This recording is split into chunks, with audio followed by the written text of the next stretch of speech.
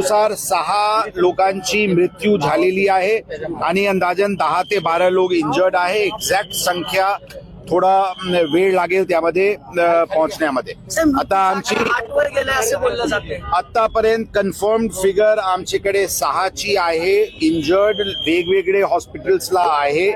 त्याचे आढावा आमचे वेगवेगळे टीम्स करत आहे. याच्याबद्दल सर ज्या लोकांचा मृत्यू झालाय ते कुठले आहेत काय नेमकं याबद्दल काही प्राथमिक माहिती आमच्याकडे आहे. ते आपल्याला योग्य वेळी पडताळणी केल्यानंतरच त्याबद्दल कळवण्यात येते.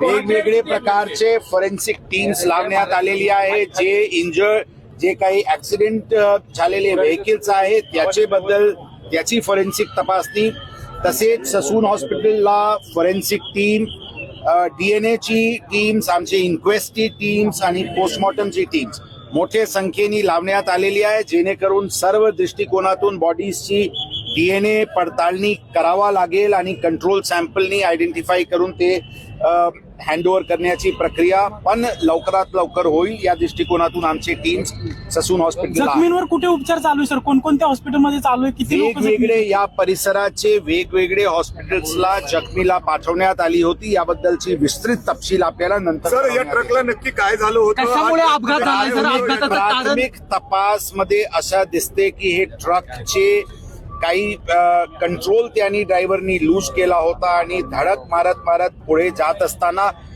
पुढे एक हेवी व्हेकल होती आणि त्या दोन्हीमध्ये एक लहान गाडी, स्मॉल गाडी त्यामध्ये मध्ये सँडविच झाली आणि त्यामध्ये इम्पॅक्टनी आग लागला आणि मधला गाडी आणि आजूबाजूच्या परिसरात त्यामध्ये आग लागला आणि त्याच्यामुळे हे झालेली आहे. परंतु ही अत्यंत प्राथमिक माहिती आहे. सर्व दृष्टिकोनातून तपास सुरू आहे. CCTV पडताळणी करण्याची प्रक्रिया सुरू आहे. याबद्दलची विस्तृत जानकारी आपल्याला नंतर सांगण्यात येईल.